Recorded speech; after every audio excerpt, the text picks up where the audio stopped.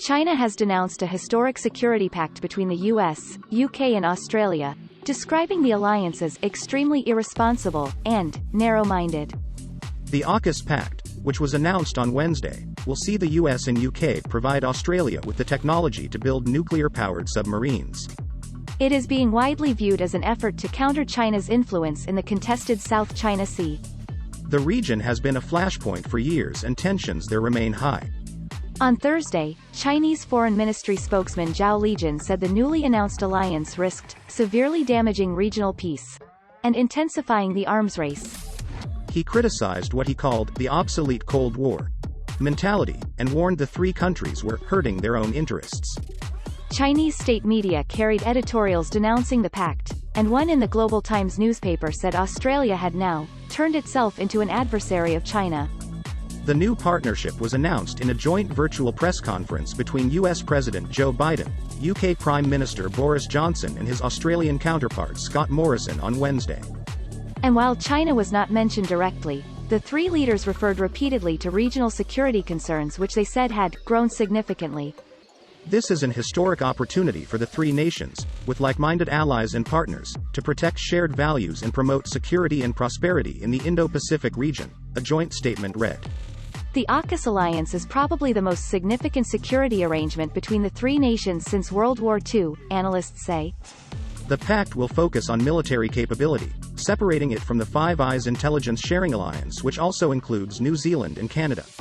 While Australia's submarines is the big-ticket item, AUKUS will also involve the sharing of cyber capabilities and other undersea technologies. This really shows that all three nations are drawing a line in the sand to start and counter China's aggressive moves, said Guy Bokenstein from the Asia Society Australia. UK Prime Minister Boris Johnson later said the pact would preserve security and stability around the world and generate hundreds of high-skilled jobs.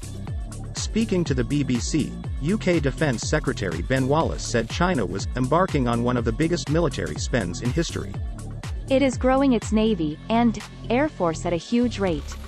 Obviously it is engaged in some disputed areas, he said. Our partners in those regions want to be able to stand their own ground. In recent years, Beijing has been accused of raising tensions in disputed territories such as the South China Sea. It has been increasingly assertive over what it says are centuries-old rights to the contested region, and has been rapidly building up its military presence to back up those claims. The US has bolstered its military presence too, and has been investing heavily in other partnerships in the region such as with Japan and South Korea. Western nations have also been wary of China's infrastructure investment on Pacific Islands, and have also criticized China's trade sanctions against countries like Australia. Australia had in the past maintained good relations with China, its biggest trading partner. But the relationship has broken down in recent years amid political tensions. But there is tension now too with France, after Australia tore up a $50 billion Australian deal to build 12 submarines by signing this new pact. It's really a stab in the back, France's Foreign Minister Jean-Yves Le Drian told France Info Radio. We had established a relationship of trust with Australia. This trust has been betrayed. The nuclear-powered submarines Australia will now be able to build are much faster and harder to detect than conventionally powered fleets. They can stay submerged for months, shoot missiles longer distances and also carry more. Having them stationed in Australia is critical to US influence in the region, analysts say. The US is sharing its submarine technology for the first time in 50 years. It had previously only shared technology with the UK. Australia will become just the seventh nation in the world to operate nuclear-powered submarines, after the US, UK, France, China, India and Russia. But they will not carry nuclear weapons, and Australia has reaffirmed it has no intention of obtaining them.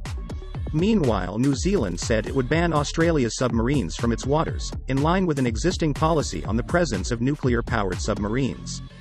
New Zealand, although a Five Eyes member, has been more cautious in aligning with either the US or China in the Pacific. Prime Minister Jacinda Ardern said her nation had not been approached to join the pact.